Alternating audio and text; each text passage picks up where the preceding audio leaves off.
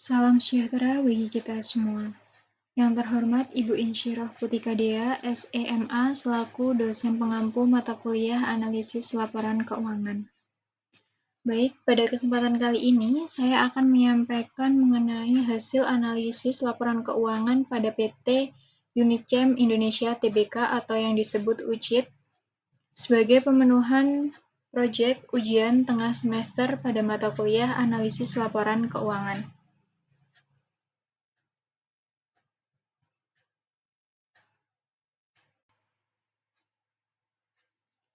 PT Unicem Indonesia Tbk merupakan perusahaan manufaktur besar di Indonesia yang memproduksi produk kebersihan seperti Mami Poko, Cam, dan Lively, yang tentunya produk-produknya biasa kita gunakan. Unicem dikenal sebagai perusahaan yang konsisten dalam menghadirkan produk berkualitas dan merupakan bagian dari Unicem Corporation Jepang yang memiliki reputasi baik di tingkat global. Alasan saya memilih perusahaan ini untuk dianalisis karena terdapat perubahan signifikan pada kinerja keuangan dalam 2 tahun terakhir, yaitu pada tahun 2023 Unicem mencatatkan laba bersihnya sebesar 434,6 miliar rupiah, namun turun pada tahun 2024 menjadi 350,4 miliar rupiah. Selain itu, pendapatan juga menurun dari 10,24 triliun rupiah menjadi 9,67 triliun rupiah.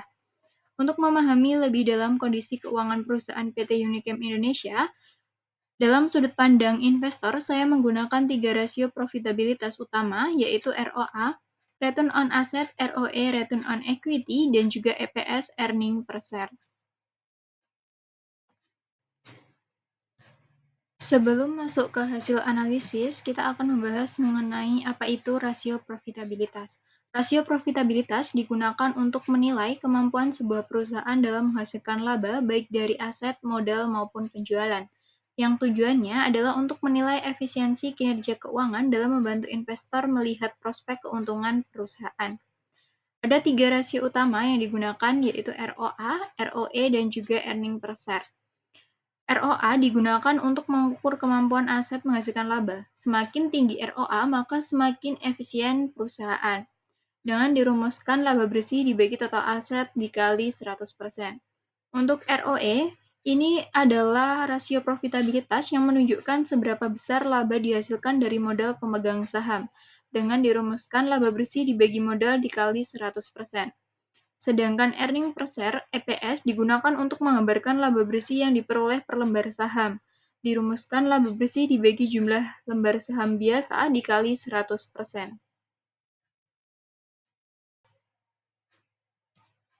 Baik, selanjutnya yaitu hasil analisis laporan keuangan ROA dan juga ROE.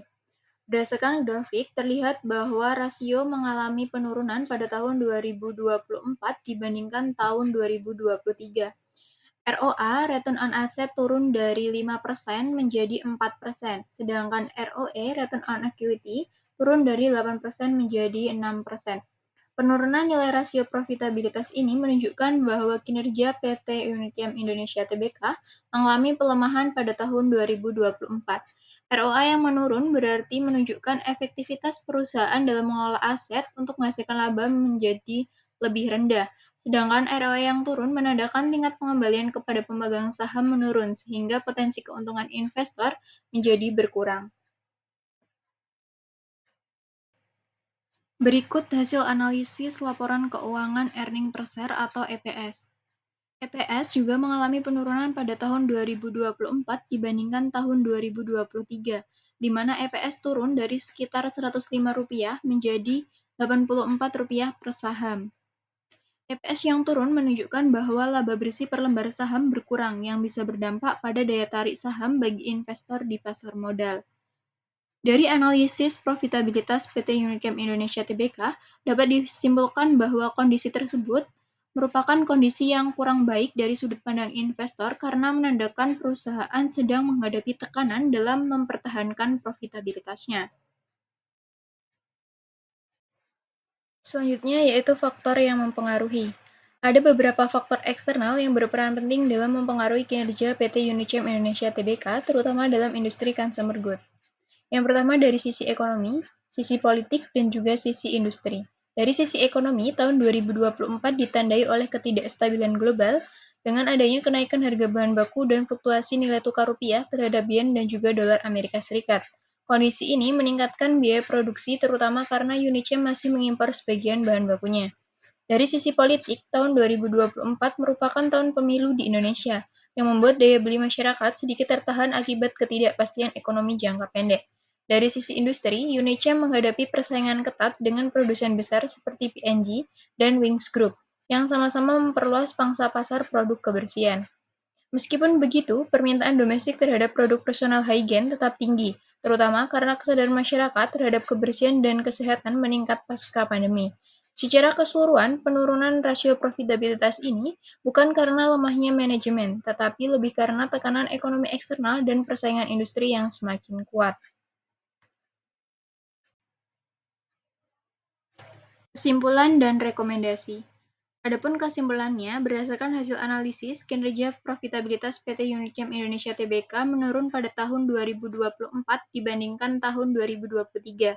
Penurunan terjadi pada ROA, ROE, dan juga EPS yang menunjukkan berkurangnya efektivitas perusahaan dalam menghasilkan laba dari aset dan modal.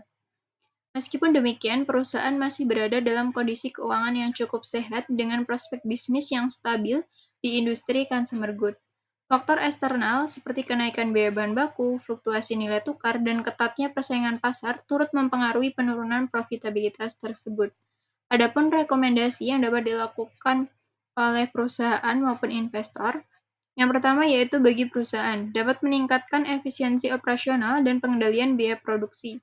Yang kedua, mendorong inovasi produk dan strategi pemasaran untuk mempertahankan pangsa pasar. Dan yang ketiga, mengoptimalkan penggunaan aset dan modal agar profitabilitas meningkat kembali.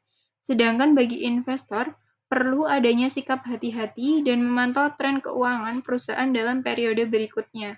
Dan yang kedua, saham Unicem tetap layak dipertimbangkan untuk investasi jangka panjang, mengingat produk-produknya merupakan kebutuhan dasar masyarakat.